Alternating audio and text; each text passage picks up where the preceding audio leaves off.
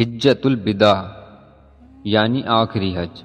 نبی کریم صلی اللہ علیہ وسلم نے اپنی زندگی میں ایک حج کیا جس کو حجۃ الوداع یعنی آخری حج کہا جاتا ہے، اور نبی کریم صلی اللہ علیہ وسلم کا وہ خطبہ جو نبی کریم صلی اللہ علیہ وسلم نے حجۃ الوداع کے وقت بیان کیا، وہ خطبہ کیا تھا اور وہ خطبہ کس تعلق سے نبی کریم صلی اللہ علیہ وسلم نے بیان کیا تھا، جانیں گے یہی سب آج کی اس ویڈیو میں۔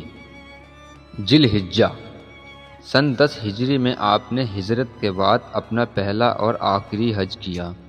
اس کو حجۃ الوداع یا رخصتی کا حج اس وجہ سے کہتے ہیں کہ اس میں جو تقریر آپ نے کی تھی اس کے شروع میں اس طرف اشارہ بھی تھا کہ یہ آپ کا آخری حج ہے۔ 25 ذی القعدہ کو آپ مدینے میں چلے، 4 ذی الحجہ کو صبح میں اتوار کے دن آپ مکہ میں داخل ہوئے۔ آپ کے ساتھ لگ بھگ 10,000 مسلمان حج کے لیے آئے تھے۔ مکے میں اور بھی لوگ شامل ہو گئے، اس طرح یہ تعداد بہت زیادہ ہو گئی۔ اس موقع پر آپ نے ایک خطبہ دیا۔ قریش اور پورے عرب میں پھیلے ہوئے بہت سے چلن و رواج کی برائی کرتے ہوئے اسلامی اصولوں کا نچوڑ سب کے سامنے رکھ دیا۔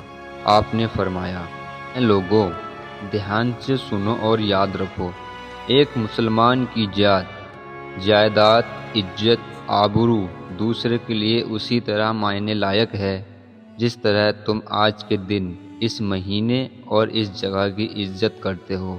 اللہ تعالیٰ تمہارے ہر عمل کا حساب لے گا۔ جس طرح تمہارے لیے عورتوں کے کچھ فرض ہیں، اسی طرح عورتوں کے بارے میں تمہارے بھی کچھ فرض ہیں۔ ان کے ساتھ نرمی کا برتاؤ کرنا اور ان کے سلسلے میں اللہ سے ڈرتے رہنا۔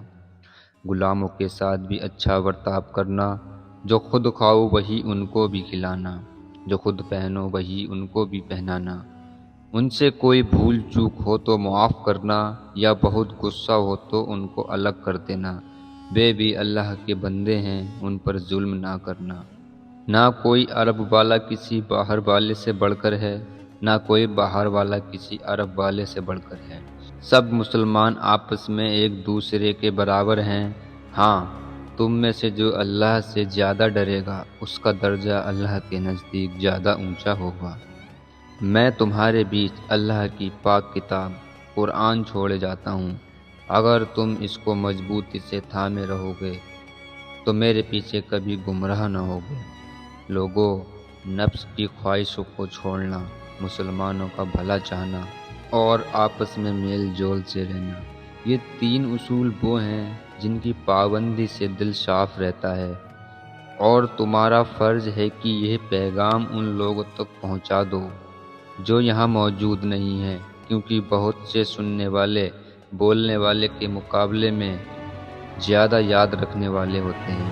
اس کے بعد آپ نے لوگوں سے پوچھا، قیامت کے دن اللہ تم سے پوچھے گا میں نے اس کے حکم تم تک پہنچائے تھے یا نہیں، تو تم کیا جواب دو گے؟ سب نے ایک آواز میں کہا، اے اللہ کے پیارے رسول، ہم لوگ گواہ ہیں کہ آپ نے اللہ کے حکم ہم تک پہنچا دیے اور رسول ہونے کے ناطے اپنا فرض پورا کر دیا۔ یہ سن کر آپ نے آسمان کی طرف دیکھا، ہاتھ اٹھائے اور 3 بار فرمایا، اے اللہ تو بھی گواہ رہ۔ نبی کریم صلی اللہ علیہ وسلم کی وفات 12 ربیع الاول سن 11 ہجری، 8 جون 632 عیسوی و روز پیر کے دن شام کو چاند کے حساب سے 63 برس کی عمر میں آپ نے اس دنیا کو چھوڑ دیا۔ وفات سے پہلے بیماری کی حالت میں ایک دن آپ منبر پر آئے اور فرمایا، اے مہاجر لوگوں، انسان کے ساتھ بھلائی کا سلوک کرنا۔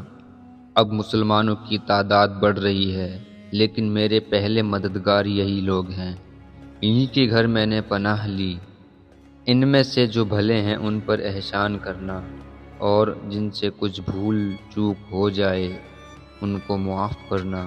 میرے گھر والوں کی عزت کا بھی دھیان رکھنا اور سیدھی ہدایت پر جمے رہنا۔